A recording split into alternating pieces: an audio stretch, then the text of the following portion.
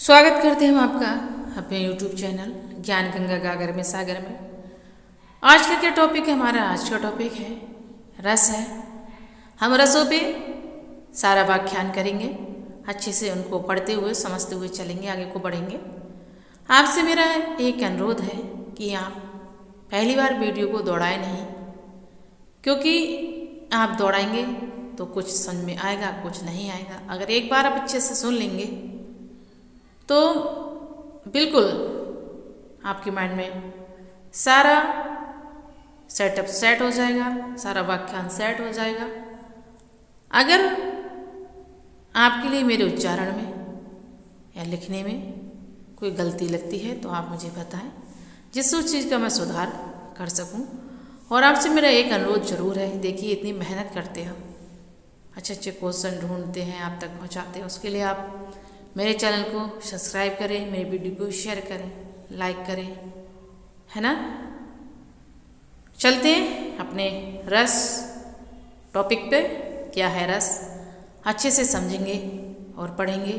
जैसे कि हमारे चैनल का नारा है, सभी पढ़ेंगे सभी पढ़ेंगे। आप एक काम और करें, धैर्यपूर्वक ध्यानपूर्वक तटस्थ होकर के एकदम बैठ जाएं, वीडियो को सुने, देखें, समझें, एकदम आपके लिए क्लास जैसे ही फीलिंग आएगी।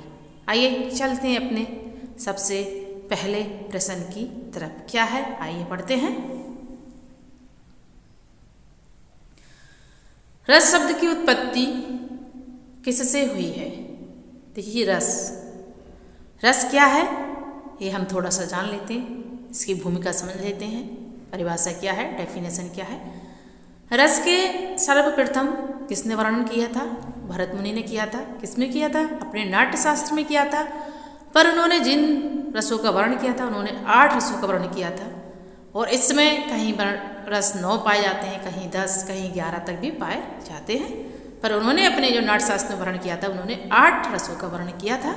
ठीक है, चढ़ते हैं अपने पहले क्वेश्चन की तरफ। रस शब्द की उत्पत्ति किससे हुई है? ये कह रहे हैं कि जो रस शब्द जो आया था, कहाँ से आया था? ऑप्शन हमारे ए बी सी डी हैं। Option A Hindi, option B Sanskrit, option C दोनों नहीं, ऑप्शन डी ए बी दोनों ही। तो देखिए रस की उत्पत्ति कहाँ से हुई? रस की उत्पत्ति हुई संस्कृत से। ठीक है, तो ऑप्शन हमारा कौन सा है? बी। आइए पढ़ते हैं अपने दूसरे प्रश्न के लिए। क्या है? भरत मुनि ने अपने नाट्य शास्त्र में कितने रसों की संख्या मानी है? यानी कि जो भरत मुनि थे, जो इसके जनक थे रसों के।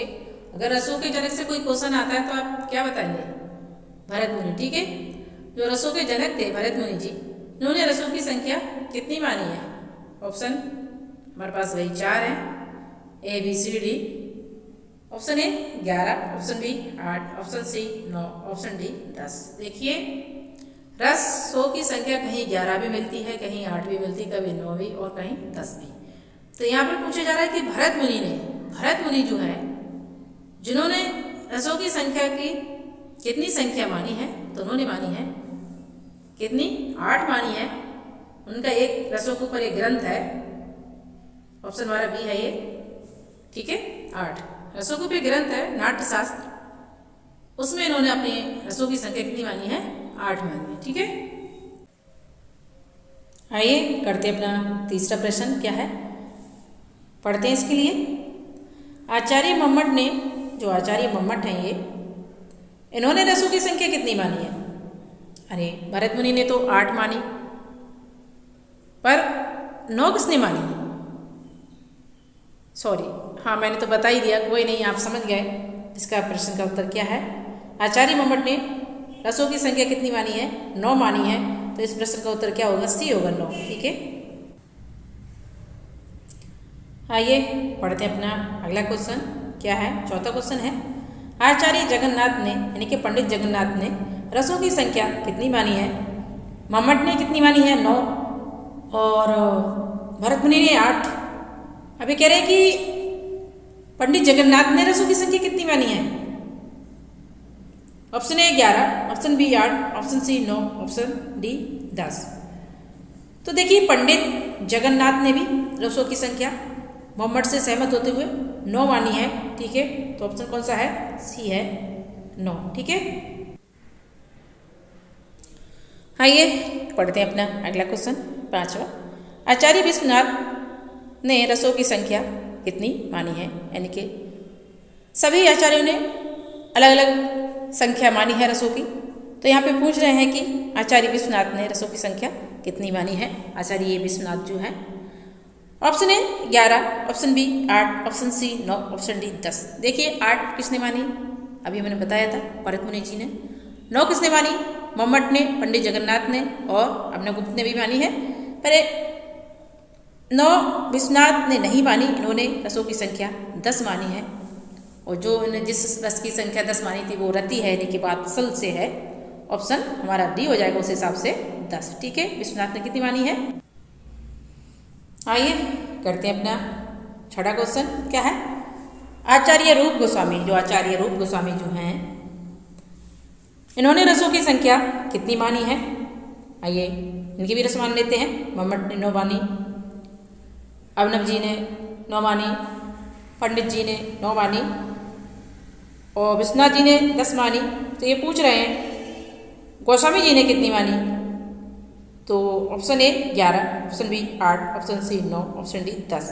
तो देखिए रूप गोस्वामी जी ने रसों की संख्या 11 मानी है। कितनी? 11। तो ऑप्शन हमारा ए है। और उस रस का क्या नाम है? उसका नाम है मधुर। क्या है? मधुर, ठीक है। इन्हें मधुर रस को 11वां रस माना है। किसने? रूप गोस्वामी जी ने, ठीक है। आइए करते अपना अगला क्वेश्चन। क्या है? आचार्य विश्वनाथ आनंद ने कौन से रस को 10वां रस माना है? क्वेश्चन यह उठ रहा है, ये नहीं कि कितना माना है। कितना माना है ये मैंने अभी बताया था आपके लिए इसी वीडियो में कि इन्होंने रसों की संख्या कितनी मानी है? 10 मानी है। और जो 10 मानी है वो 10वां रस कौन सा है ये उसको पूछ रहे हैं, कौन से रस की मानी है, ठीक है।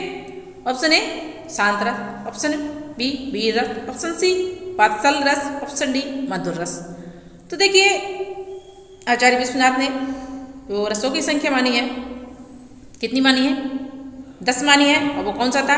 वो था 10वां वात्सल रस, ठीक है। तो ऑप्शन हमारा कौन सा आ जाएगा? सी आ जाएगा वात्सल रस, ठीक है। रसों की संख्या जो माना है 10वां रस वो है वात्सल, ठीक है।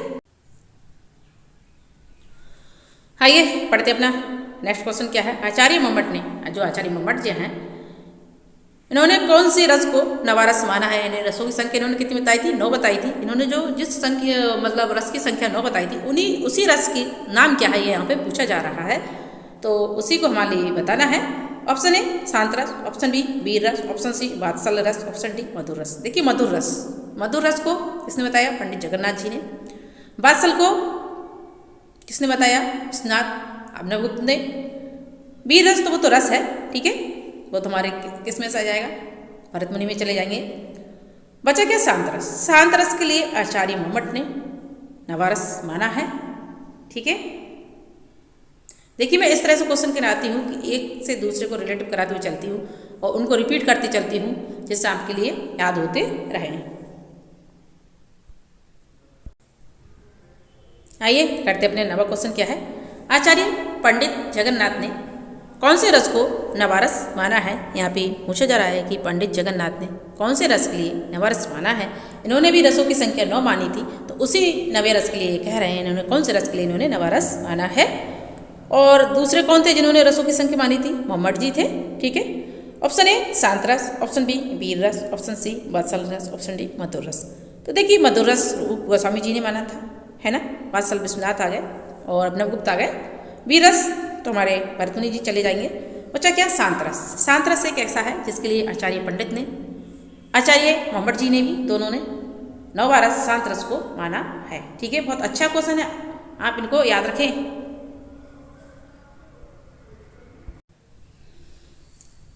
आइए पढ़ते अपना 10वां क्वेश्चन। क्या है? आचार्य रूप गोस्वामी ने कौन से रस को 11वां रस माना? ये रूप गोस्वामी जी थे, इन्होंने कौन से रस को 11वां रस माना? इन्होंने रसों की संख्या कितनी मानी थी? रूप गोस्वामी जी ने 11 मानी थी। कितनी मानी थी? 11 मानी थी। तो ये कह रहे हैं उस 11वें रस का नाम क्या है। ठीक है, तो हम जानते हैं उस 11वें रस का नाम क्या है। ऑप्शन ए शांत रस, ऑप्शन बी वीर रस, ऑप्शन सी वात्सल रस, ऑप्शन डी मधुर रस। तो देखिए रूप गोस्वामी जी ने मधुर रस को 11वां रस माना था। ठीक है, तो ऑप्शन क्या हो जाएगा, डी हो जाएगा। ठीक है, अगर आपको मेरी वीडियो अच्छी लगती है तो आप मेरे चैनल को सब्सक्राइब करें, मेरी वीडियो को लाइक करें, शेयर करें, क्योंकि मैं देखिए बहुत मेहनत कर रही हूँ आपके लिए, है ना। तो आपका भी कुछ फर्ज बनता है कि आप कुछ करें, बदले में क्या है वो सिर्फ आप सब्सक्राइब करें।